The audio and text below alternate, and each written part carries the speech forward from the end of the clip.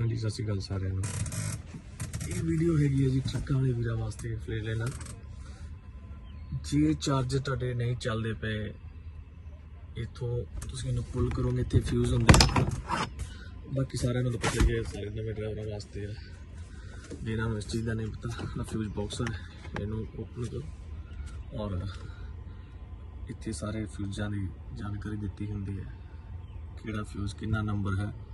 ठीक है जी, आ सारे इतने फ्यूज लिखे ने। आ हैगा जी इतने 12 वोल्ट पावर 20A ते इधर आ जाओ। आ ने जी दो सॉफ्टा 20 और 25 इन्हों पुल करके तुसी चेंज कर सकते हो। तो तुहाडे 12 वोल्ट दियां सॉफ्टा चार्जर केबल चल जाणगियां।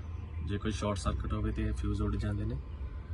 20 एंड 25 इधर सारी जानकारी दी होंगी है, ये बारे चेक कर सकते हो। Thank you.